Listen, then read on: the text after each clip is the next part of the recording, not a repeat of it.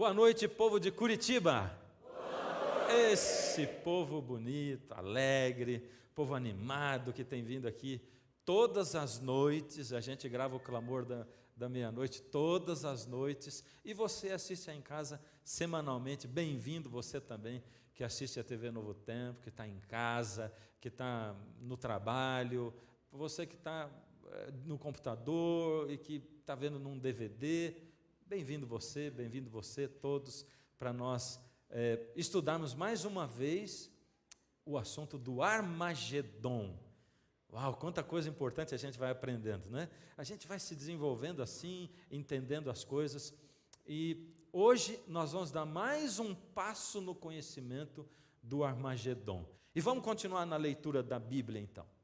João diz, e agora nós vamos ver só na história, em quadrinho, para ficar melhor para você entender. Vi emergir do mar uma besta que tinha 10 chifres e 7 cabeças. Sobre os chifres, 10 diademas. O que são diademas? Coroas. 10 coroas. E sobre as cabeças, nomes de blasfêmia. A besta que vi era semelhante a leopardo, com pés como de urso e boca como de leão. Olha ela aí, dá uma olhada. Estranha, não é? Existe algum animal desse jeito aqui? Não existe. Então é por isso que ela é chamada de uma besta, porque não é um animal. Ela tinha partes de animais. Que animais? Parte de quê? Leopardo, urso, leão. Só isso? Leopardo, urso e leão. A besta que veio era semelhante a leopardo, pés de urso e boca de leão. Deu-lhe o dragão o seu poder, o seu trono e grande autoridade. Então, a Bíblia está dizendo que Satanás daria grande autoridade para essa besta que surgiria. Agora vamos lá. Então vi uma das suas cabeças como que golpeada de morte, mas a ferida mortal foi curada. Em seguida, toda a terra se maravilhou, seguindo a besta. E adoraram o dragão, porque deu a sua autoridade à besta. Também adoraram a besta, dizendo: quem é semelhante à besta? Quem pode pelejar contra ela? Foi-lhe dada uma boca que proferia arrogância e proferia blasfêmias, e autoridade para agir 42 meses. E abriu a boca em blasfêmias contra Deus, para lhe difamar o nome e difamar o tabernáculo. Foi-lhe dado ainda que pelejasse contra os santos e os vencesse. Deu-se-lhe ainda autoridade sobre cada tribo, povo, língua e nação. E adorá-la-ão todos os que habitam sobre a terra, aqueles cujos nomes não foram escritos no livro da vida do Cordeiro, que foi morto desde a fundação do mundo. Uau, estão entendendo tudo? Não? Sim ou não? Sim. Vocês estão entendendo tudo? Vocês estão entendendo o que eu disse, mas estão entendendo o significado? É assim, quando nós começamos a estudar, estava assim, aquele texto de Apocalipse 12. E agora nós temos um monte de coisa para desvendar. Vamos entender então essa profecia entroncada, que continua. Primeiro, vi emergir do mar uma besta que tinha 10 chifres e 7 cabeças, e sobre os chifres 10 diademas, e sobre as cabeças nomes de blasfêmia. A besta que vi era semelhante ao leopardo, com pés de urso e boca como?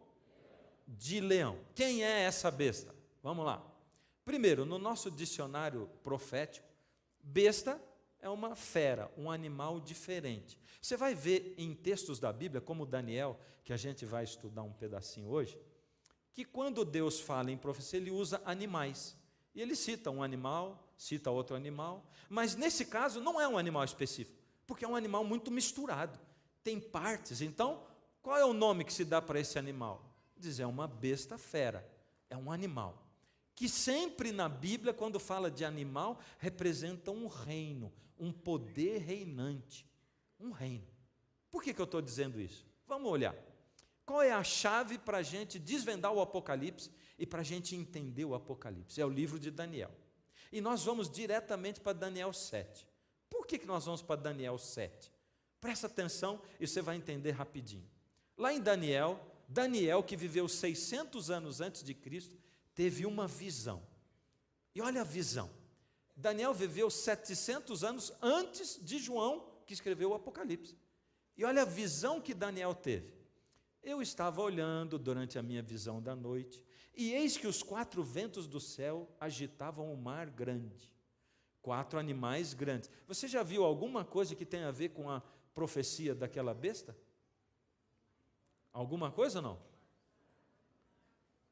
Opa, comecei a ouvir o quê? O mar grande. Ah, aquela besta estranha lá veio da onde mesmo? Do mar. E Daniel está vendo, isso aqui veio do mar também. Não existe coincidência na Bíblia. Existe o planejamento de Deus.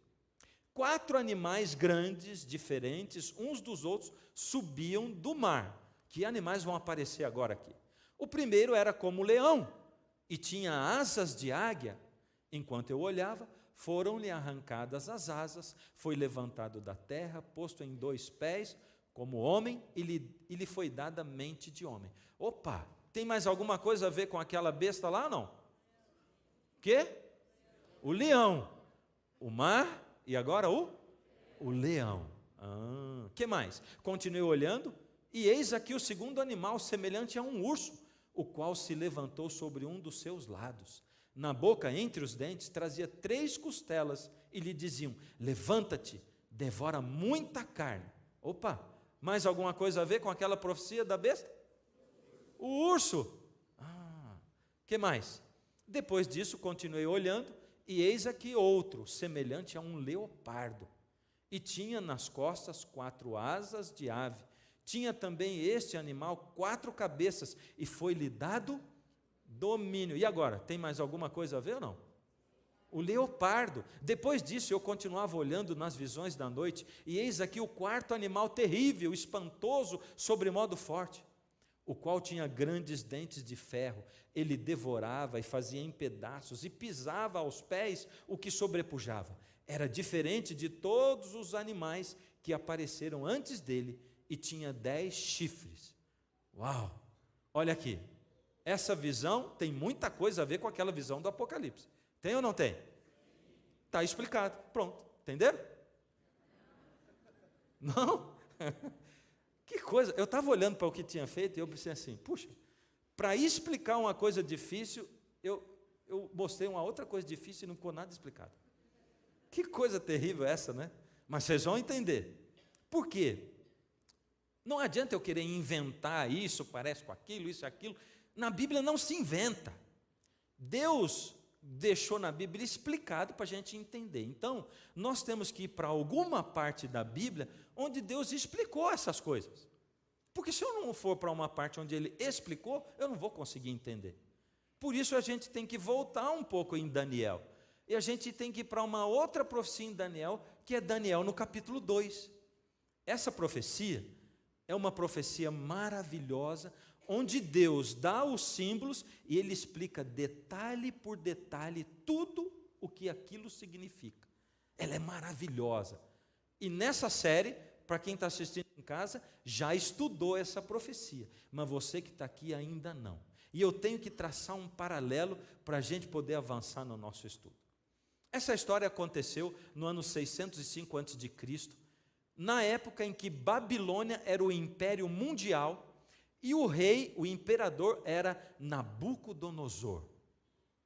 Esse rei, ele era um rei muito feroz, muito forte, muito poderoso. Construiu o império de Babilônia, que era um império riquíssimo. Babilônia era muito moderna, tinha a Universidade de Babilônia, os jardins suspensos. Eles eram muito avançados na arquitetura, 600 anos antes de Cristo.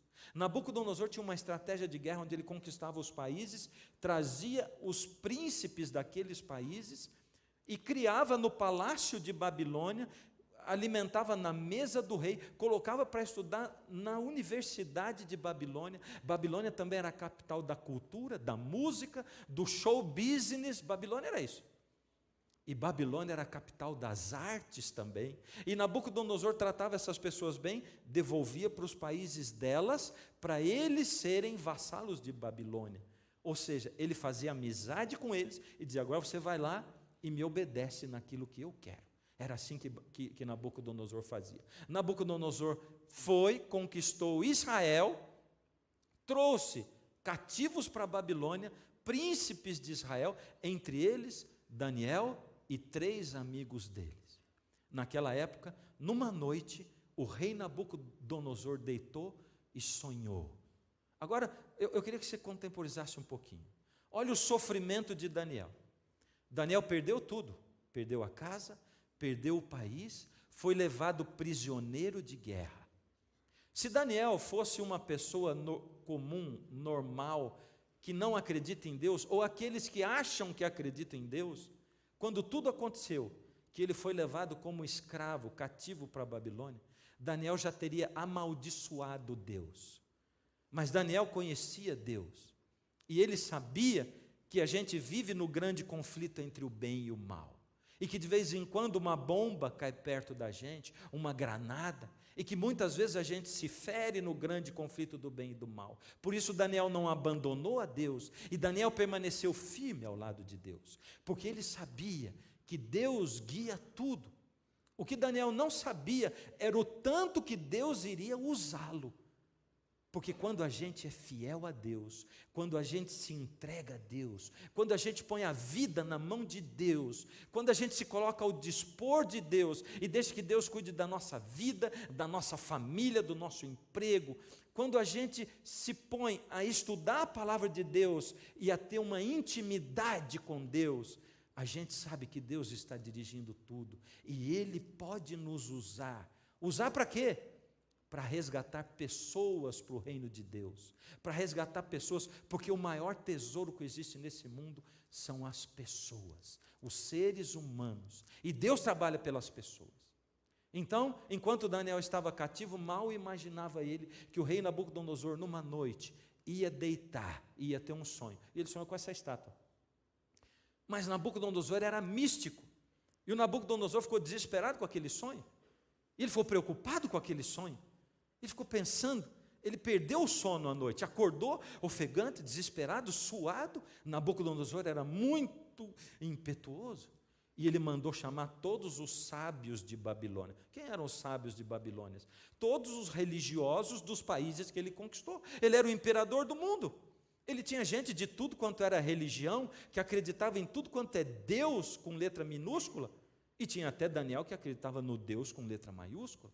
E Nabucodonosor chamou aquele povo todo e disse assim: eu tive um sonho essa noite, estou desesperado. Ele foi um sonho diferente, não é daquele sonho maluco que a gente tem, não. Ele significa alguma coisa, e eu sei que foram os deuses que me deram esse sonho.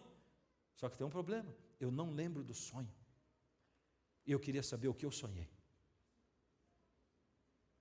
Imagina você no lugar de um sábio daquele. Hã? A Bíblia não fala por quê, mas Daniel não estava ali naquela noite, naquela madrugada. Talvez ele estivesse fora do reino, porque se ele estivesse lá, ele teria sido chamado também. E Daniel que não estava lá, mas os sábios vieram, um olhou para o outro olhou para um, começaram a tremer. De noite, dormindo, de madrugada, chamado para o palácio do rei. O rei fala uma coisa daquela, eles conheciam o rei estava com aquela cara passada, desesperado. E um deles disse: olha, tudo que eu estou contando a gente já estudou, eu não vou ficar lendo na Bíblia, mas você vai ler isso em Daniel 2, na sua casa, dever de casa. Daniel 2, depois do nosso programa, tá? Eu estou falando ipsis litis, que está escrito na Bíblia. E eles disseram: rei, ó rei, vive eternamente. Deram aquela bajulada no rei. Rei, o senhor conta para nós o sonho e nós vamos dar o significado do sonho. Eu disse: vocês não estão entendendo. Vocês não estão entendendo. E vocês são espertinhos, porque se eu disser o que eu sonhei, vocês vão inventar qualquer coisa, eu vou ter que engolir. Então vocês têm que me dizer o que eu sonhei. Vocês não dizem que vocês têm contato com os deuses aí? Hã? Me diz o que eu sonhei. Aí eu vou acreditar que o significado que vocês estão dando é certo. Aí eles disseram: rei, não tem nenhum rei, por mais poderoso que seja, que pediu isso para alguém. E o rei disse: não quero saber. Vocês estão querendo ganhar tempo comigo. É o seguinte: se não disser, eu vou mandar matar todo mundo. E eles, desesperados, disseram assim: Nós não temos contato com os deuses não vivem com os homens, nós somos impotentes, declarar a impotência deles. E o rei falou, beleza, mando matar todo mundo, e mandou matar todo mundo. A Bíblia conta que depois de uns dias, Arioque, que era o general de Nabucodonosor, foi buscar Daniel para mandar matar, porque ele fazia parte daquele grupo, e Daniel, que não estava nem sabendo dessa, o que está acontecendo o quê? Contaram para Daniel, e Daniel diz assim, me leva na presença do rei. Foi na presença do rei, e Daniel falou, rei, me dá um tempo, porque meus amigos e eu vamos orar, e o Deus do céu, com letra maiúscula, que é diferente dos deuses com letra minúscula dos outros, ele vai revelar. E eles foram para casa, oraram, e Deus revelou o sonho para eles. E a Bíblia apresenta Daniel chegando na frente do rei, e dizendo, ó rei, vive eternamente.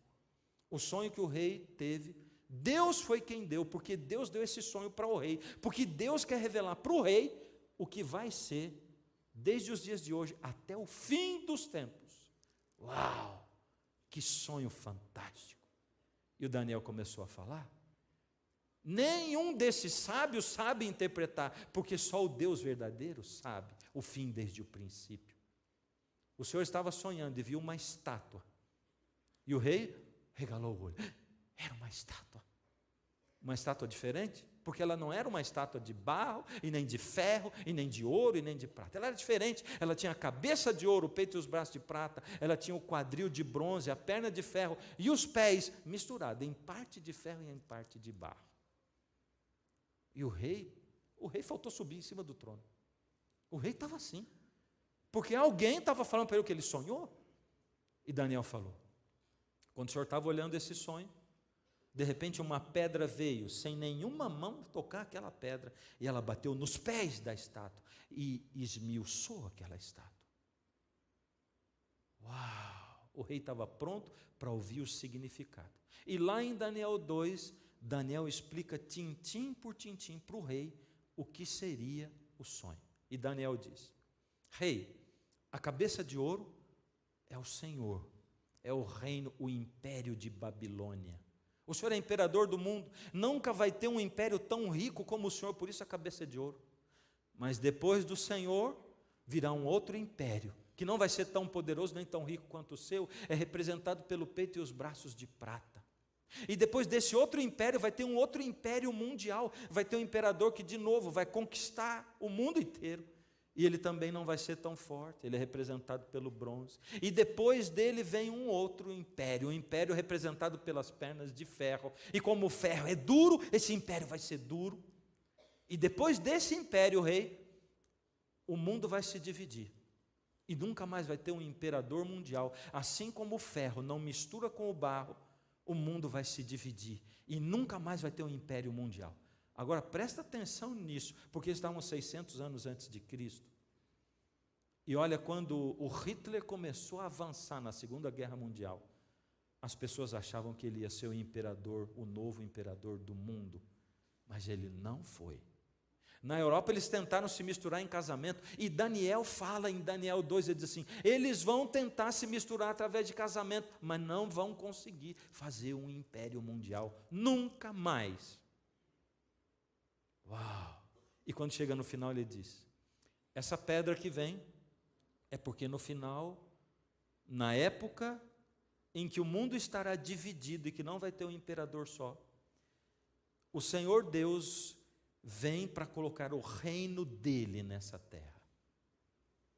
E a história toda se acaba e começa uma nova história com o reino de Deus que jamais vai ser destruído.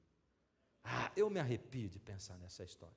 Porque quando a gente olha para a história geral, história do mundo, a gente começa a entender o que aconteceu. Babilônia foi o primeiro império e ela aconteceu entre 605 e 539 a.C. Aí quando você vai para o livro de história, será que veio um outro império depois de Babilônia? Veio. Quem veio? Dario, que era medo, e Ciro, que era persa. O Dario era tio do Ciro, mas o Ciro era o general do Dario.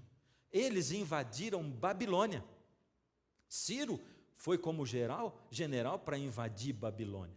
E Ciro teve uma estratégia tremenda, mandou os soldados ficarem de um lado da cidade no rio e do outro lado, na entrada e na saída da cidade.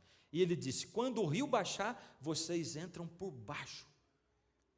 Ele desviou o curso do rio e o rio baixou, e os soldados entraram quando ninguém estava esperando e conquistaram Babilônia, os medos e os persas. Muito interessante que os medos e os persas tenham conquistado, porque logo depois dos medos e persas, quem veio foi Alexandre o Grande. A Grécia, representada pelo ventre, pelo quadril de bronze, que aconteceu entre 331 a 168. E logo em seguida, o outro império que veio depois dos gregos foi o romano, que foi chamado o Império de Ferro. Foi o mais longo de todos, assim como as pernas são as mais longas, de 168 a 476. O mais duro foi nessa época que Jesus foi morto, 168 a 476 depois de Cristo. E finalmente a Europa dividida, os pés em parte de ferro e em parte de barro. E aí o mapa da Europa, que você viu no último programa e que está aqui colocado. Logo depois que acabou o Império Romano, ele ficou dividido principalmente em 10 reinos principais. Assim como tem 10 dedos, foram 10 reinos também. Quantos impérios mundiais teve então? 4, Babilônia, Medo-Pérsia. Vamos falar comigo de novo? Vamos lá. Medo-Pérsia. Uau! Como é que Deus sabia isso? É porque Deus sabe o fim desde o princípio. E Deus explicou detalhe por detalhe. Agora veja uma coisa. Daniel, ele teve um outro sonho. Primeiro foi Nabucodonosor, agora foi Daniel. Ele teve uma visão, não foi um sonho. Deus deu uma outra visão, porque na próxima visão, ou na próxima profecia que Deus deu para Daniel, que é Daniel 7, que a gente já viu, Deus começou a esmiuçar mais a história. E Deus começou a dar mais detalhes da história. Presta atenção o que Deus diz, porque aparece uma novidade. Qual é a novidade? Eu estava olhando a minha visão da noite, e eis os 4 ventos do céu agitavam o mar grande. 4 animais grandes, diferentes uns dos outros, subiam do mar. Espera aí, quantos impérios mundiais na estátua? Opa, e quantos animais tem aqui? 4. Será que Deus vai falar da mesma coisa, explicado mais esmiuçadamente? Vai, e vai falar mais para frente. Presta atenção.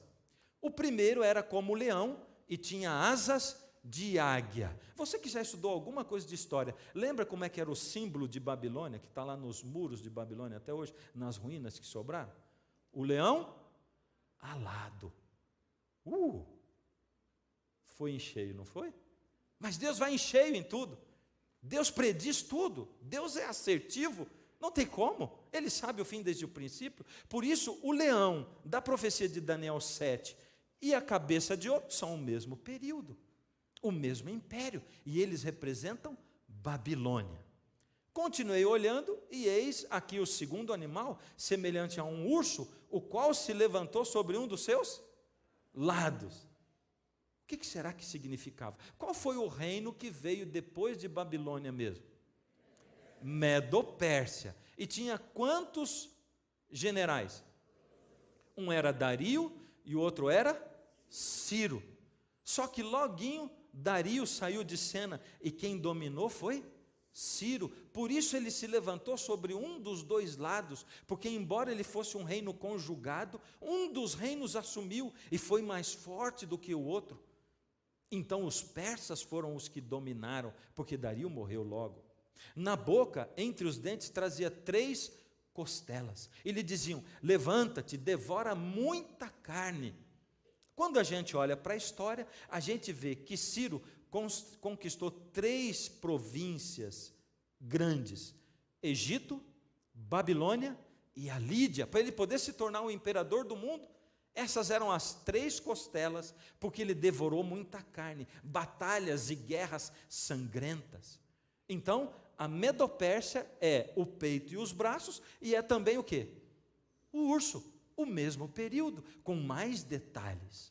Depois, olhei E eis aqui outro, semelhante a um leopardo, e tinha nas costas 4 asas de ave.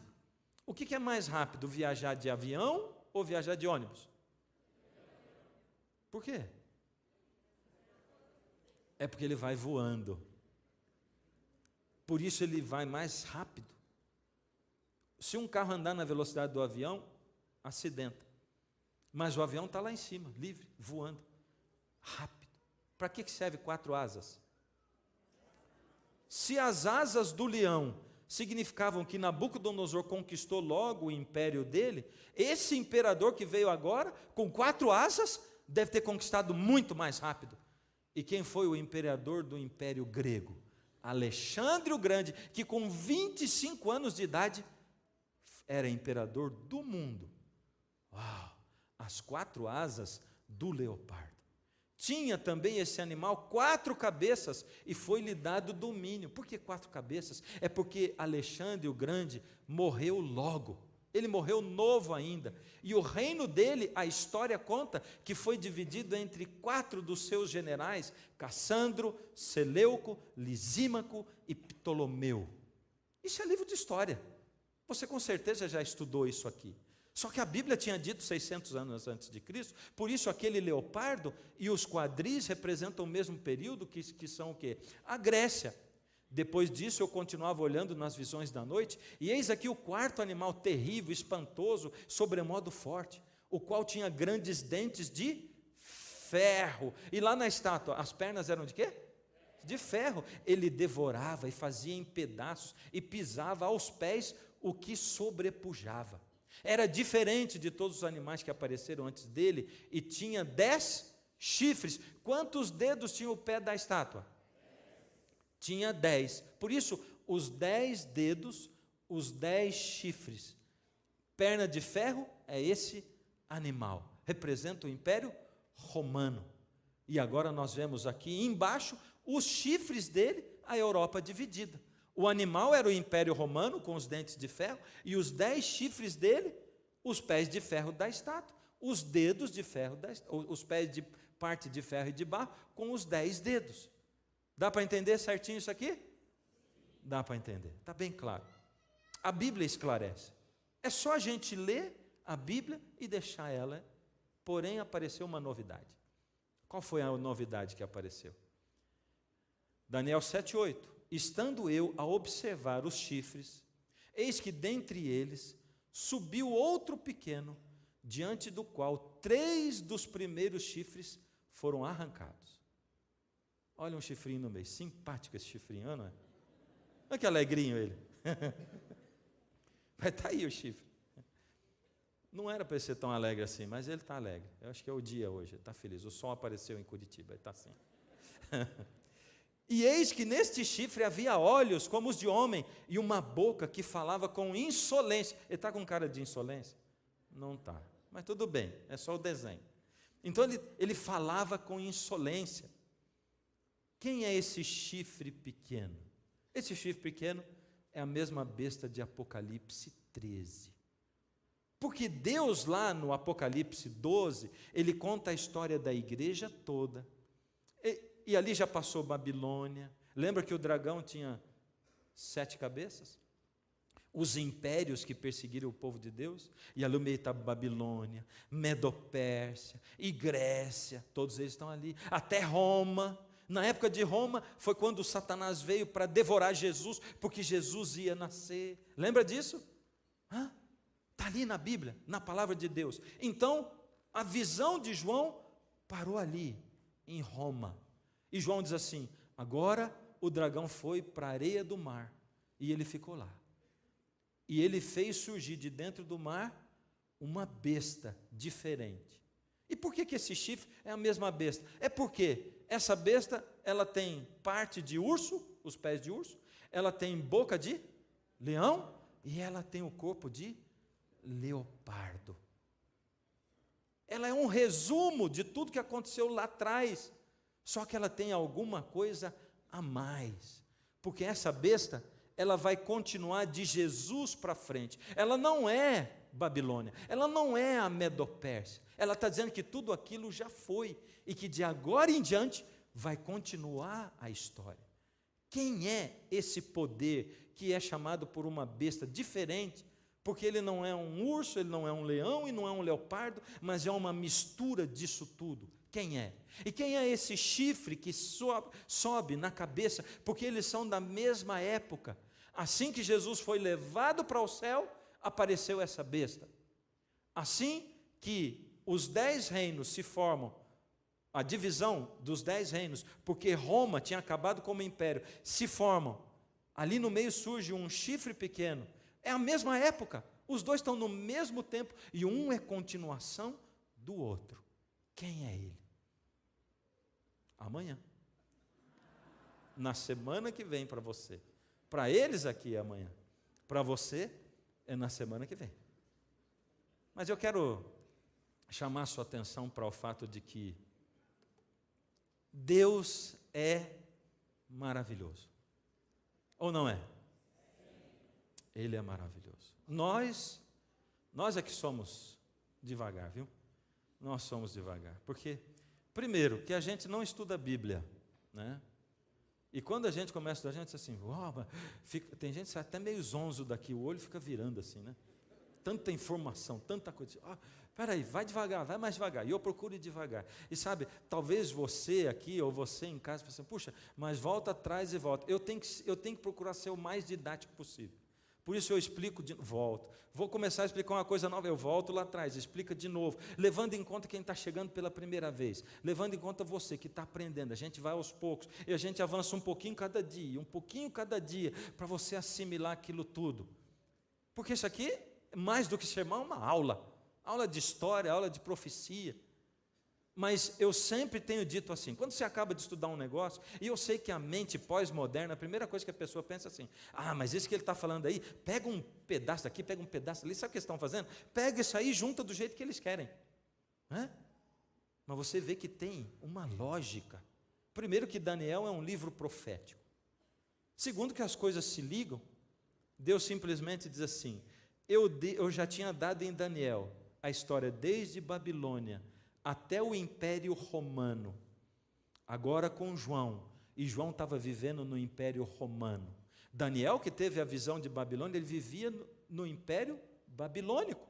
Agora Deus pega João, que vive no Império Romano, e diz, agora, em que o Império Romano está subjugando, em que o Império Romano está aqui como império, eu vou mostrar para você o que vai ser daqui para frente. E você vai entender o que vai acontecer daqui para frente. Então, Deus começa a descrever, do próximo programa em diante, o que aconteceria dentro, com a igreja dele, e como o inimigo iria atacar a sua igreja. Porque a história do grande conflito é sempre o povo de Deus, que é o remanescente, sendo atacado pelo inimigo, o dragão, através de poderes políticos e religiosos. E o dragão sempre agindo através de força física e engano, mistura do certo com o errado. Agora veja, a Bíblia, ela serve para a gente estudar, para a gente conhecer. Por isso Jesus disse, e conhecereis a verdade, e a verdade vos libertará. Porque a verdade liberta. Quando eu começo a conhecer, e eu vou te dizer assim, se alguém tem dúvida de que a Bíblia seja a palavra de Deus, depois de estudar essas profecias, não tem mais dúvida. Principalmente porque daqui para frente, você vai começar a ver o que está acontecendo hoje. Porque nós vamos chegar no hoje. Agora eu quero dizer um negócio para você. Não se choque com aquilo que Deus vai falar sobre hoje. Porque Deus não vai trazer você aqui e não vai acessar você em casa para passar a mão na sua cabeça. Deus vai trazer você na presença dele para dizer a verdade. Por isso é a palavra da verdade. E é por isso que Deus diz assim, nos últimos dias o amor de quase todos se esfriará. Os homens serão egoístas, os homens serão avarentos, os homens serão gananciosos, eles vão amar muito mais os prazeres do que Deus. Nós vivemos nos últimos dias. É lógico que isso aconteceu sempre, em todos os tempos, com o coração humano, mas agora em proporções muito, muito, muito maiores.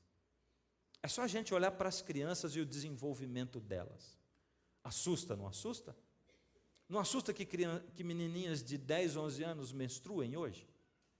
Não assusta? Não assuste que o seu filho, sua filha, de 9, de 5, 4 anos, faça perguntas para você a respeito de sexo, que você fica pensando, de onde ele tirou isso? Não assusta? Nós nunca vivemos, o ser humano nunca foi exposto a tanta informação ao mesmo tempo.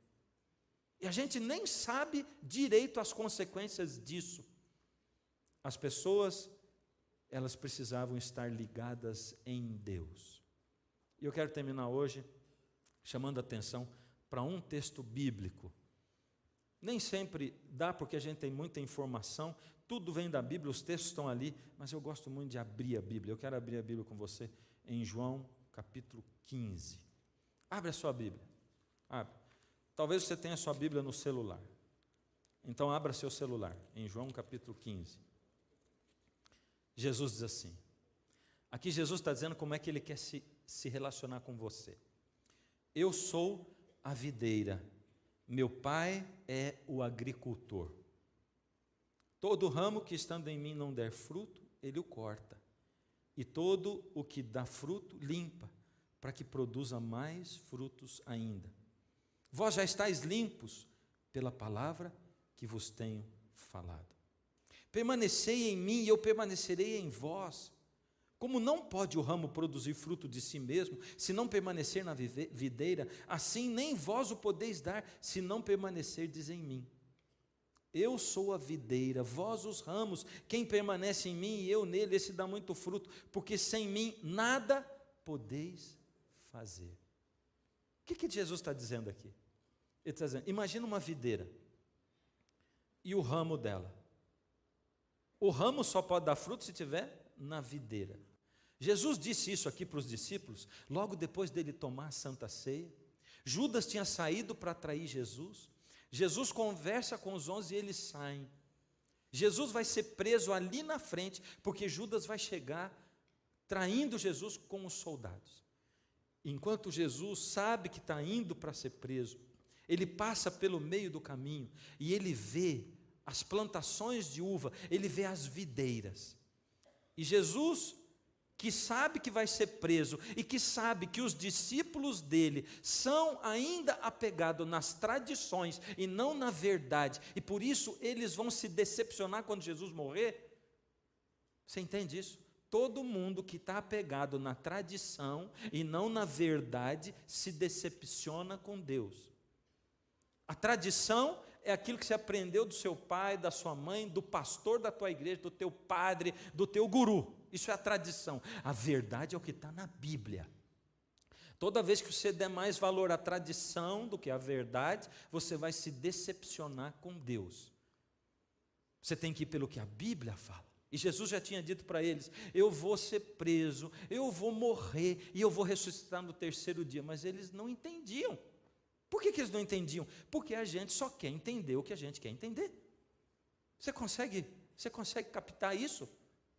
Você fixa tanto a tua atenção que você diz assim, eu vou casar com aquele camarada. Mas você briga o tempo todo com ele. Está todo mundo dizendo que não dá certo. Vocês não conseguem se dar bem. Mas você diz, eu quero casar com ele. Aí desmancha tudo. E você chora e fica a ponto de se matar. E você não sabe que o que está acontecendo para você é uma bênção. É uma bênção. Mas você quer aquilo, porque você botou na tua cabeça. E como é difícil para o ser humano deixar Deus dirigir as coisas. Ora, se Deus sabe o fim desde o princípio, Ele conhece a história do mundo, Ele não sabe o que é melhor para a minha vida. Por misericórdia. Aí Jesus está dizendo assim, para você conseguir sobreviver nesse mundo, na guerra entre o bem e o mal, você precisa estar apegado comigo. Como? Ligado em mim, como a videira. Ele olhou para os discípulos e disse, eu vou ensinar para eles uma coisa que é para a eternidade. Jesus estava para morrer e estava dizendo as últimas palavras para os discípulos, que eram as pessoas que ele amava. O que você diria para as pessoas que você ama, se você soubesse que ia morrer e fosse dizer as últimas palavras? Jesus escolheu as palavras mais importantes, e ele preparou aqueles discípulos. Ele diz assim: eu sou a videira, vocês são os ramos. Estão entendendo? Olha, se o ramo sair da videira, ele não dá fruto mais, ele seca, ele morre, ele vai ser queimado. Então vocês têm que estar em mim. O que é estar em Jesus? Ele diz: permaneçam em mim e eu permanecerei em vocês. Eu vou fazer vocês entenderem a Bíblia. Mas como é que eu permaneço em Jesus? Orando, conversando com Ele. Ixi, mas quanto tempo eu tenho que orar? Ele diz: cada vez que você desligar de mim, você morre. Tem que estar ligado quanto tempo? Tempo todo. Tem que orar 24 horas. Dá para orar 24 horas por dia? Sabe, eu viajo muito. E às vezes com a minha esposa. Nossos parentes moram lá no estado de São Paulo. E a gente vai, 5h30, 6 de carro. E a gente sai, maior papo. Conversando. Tá. Dali uns 30, 40 minutos, 1 hora, o papo já vai diminuindo. E daqui a pouco fica ela do meu lado e eu do lado dela e os dois quietos. De repente, do nada, olha, já aconteceu muitas vezes, da gente começar a falar junto, do nada. Já aconteceu com você? Já ou não? Ah, achei que era só coisa minha. E já aconteceu da gente começar do nada a cantar a mesma música no mesmo tom. Você sabe o que é isso? Sintonia. Sintonia. O meu pensamento está ligado com o dela. A gente está casado há 30 anos. Faz 30 anos que a gente namora, que a gente se ama. E nunca o nosso relacionamento teve melhor do que hoje. Eu não troco a nossa vida de hoje pela nossa vida de recém-casado. É muito melhor. Sintonia. Mesmo que você não está falando, você tem sintonia. E com Deus é assim. Você vive na presença de Deus, conectado com Deus o tempo todo, como com a videira, como o ramo com a videira, um ligado no outro, um dependendo do outro, um em sintonia, conectado. Não é de se estranhar que nessa época de hoje, quando Jesus diz assim: fica conectado comigo, o diabo colocou um celular até na mão das crianças, porque a gente fica conectado com esse mundo o tempo todo. Você entende? Eu não estou dizendo que o celular é do diabo, não, mas eu estou dizendo para você que se a sua prioridade não for ficar conectado com Jesus, e que coisa tremenda.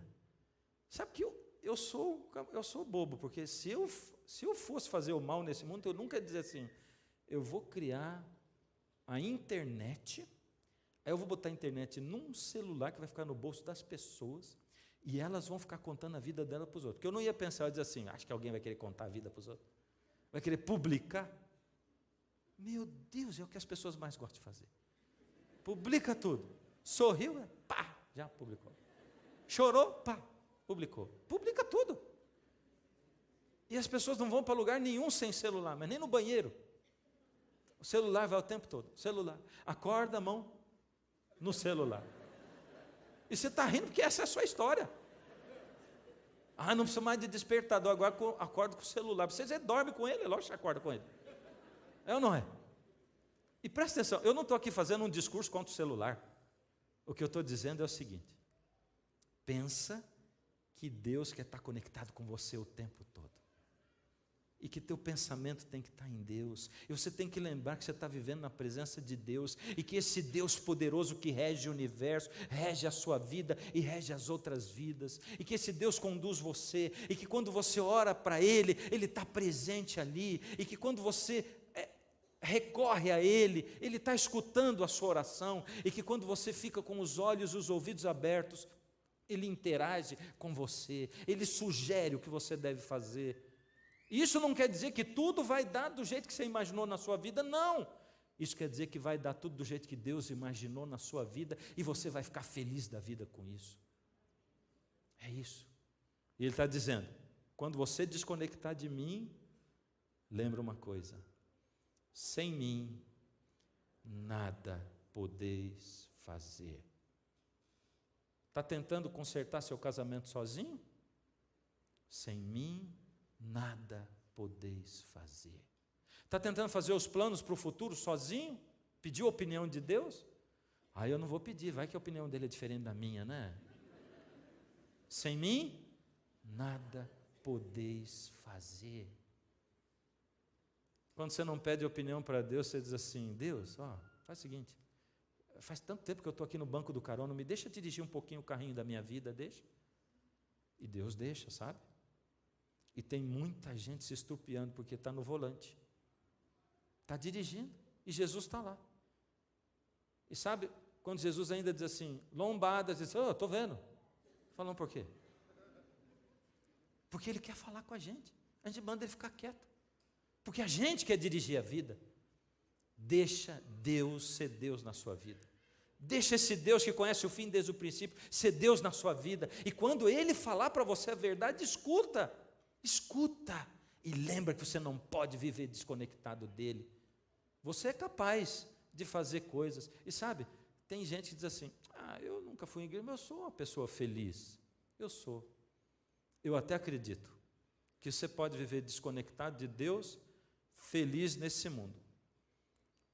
Porque se você estiver numa posiçãozinha assim, desconectado de Deus, tem pessoas que nem o inimigo vai querer incomodar, que vai dizer assim, não vou nem mexer com ele, porque ele já não lembra de Deus mesmo. Se eu começar a mexer, vai querer ir para a igreja. Então não vou mexer, porque assim ele vai. Vai ser feliz nessa vida aqui, porque não vai ter outra para ele. Você está entendendo? Então tem gente que pode sim ser feliz, porque Deus não diz assim, eu abençoo só quem me segue. Tem um monte de gente rica, inteligente, que não segue a Deus, porque inteligência é diferente de sabedoria. Tem muita gente inteligente e que não é sábia, assim como tem um monte de gente que quando envelhece, ao invés de ficar sábio, só fica velho. Tem um monte de gente, mas tem gente aberto para Deus, que quando envelhece, fica sábio da sabedoria de Deus. Olha, hoje eu tenho que pedir de você uma decisão. Hoje eu tenho que pedir de você uma decisão para você mostrar de que lado você está. Porque Deus revela para você o futuro, e Ele está dizendo para você assim, olha, o que eu estou para revelar para você é tão grandioso, é tão maravilhoso e tão profundo, e eu preciso que você se entregue para mim. Então Deus vai chamar você hoje. Deus está olhando para você e está dizendo assim, você não está nem entendendo porque que você está ouvindo isso tudo? Está nem entendendo porque você veio cair nesse lugar aqui? Mas é porque eu planejei trazer você, e você aceitou o convite. Pode achar que foi de um jeito ou de outro, mas fui eu que planejei, porque você sempre viveu a sua vida achando que a Bíblia é uma coisa medíocre, mas a Bíblia é fantástica, ela é a minha palavra. E hoje eu trouxe você porque eu quero dizer para você assim, chega, para de tentar viver sozinho, sem mim você não pode fazer nada, você não pode viver a eternidade sem mim, você precisa de mim, estou chamando você. Então, Deus está olhando para você e está dizendo assim, entrega sua vida para mim, mas entrega é assim, você entrega e não toma de volta, entendeu?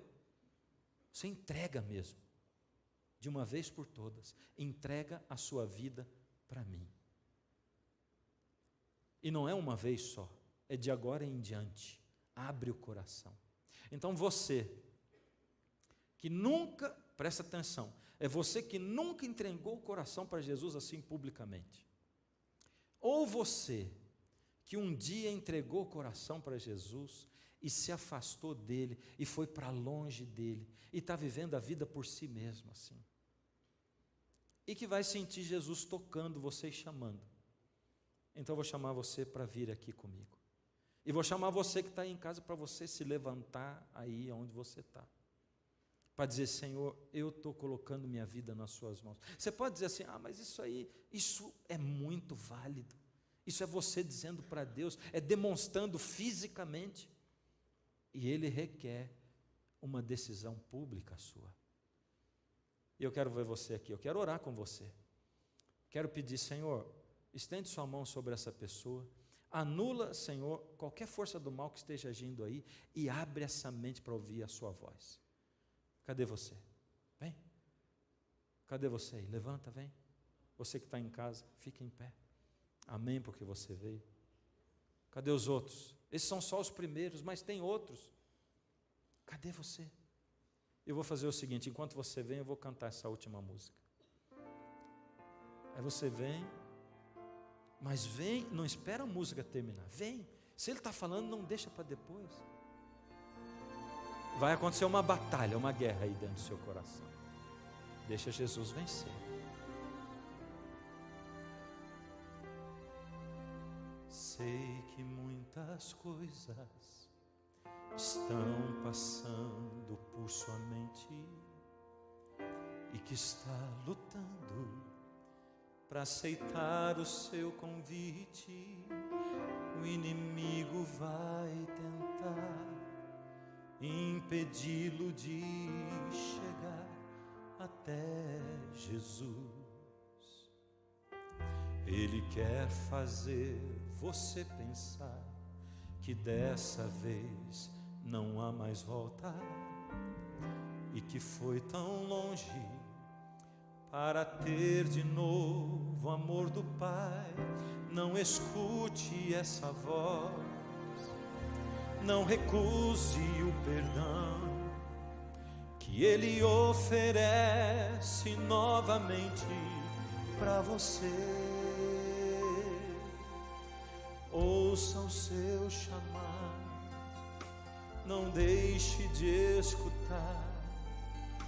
Deus chama por você, sei que quer se entregar. Não resista mais, Ele esperando está. E estende agora outra chance para recomeçar. Se entregue para Jesus, escute seu chama. Cadê você? Vem, sai daí, vem para cá. Sei que é difícil tomar agora decisão, mas isso é preciso se quiser um novo coração. Venha logo confessar seus temores a Jesus e Ele limpará de todo mal o seu viver. Ouça o seu chamar, não deixe de escutar. Deus clama por você, sei que quer se entregar. Não resista mais, Ele esperando está. E estende agora outra chance para recomeçar. Se entregue para Jesus, escute o seu chamar. Se levante e venha ao encontro do Senhor. Esqueça o passado, Ele oferece seu amor.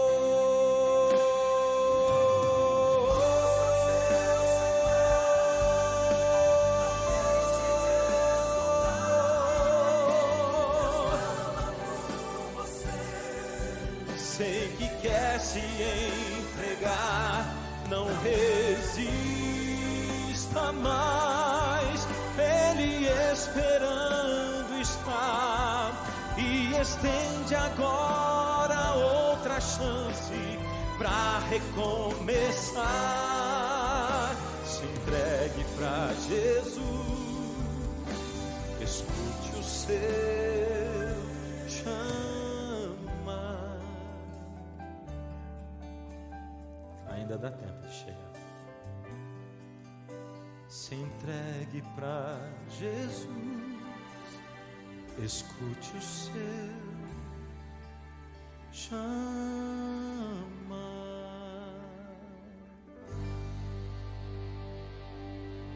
Feche os olhos. Querido Deus,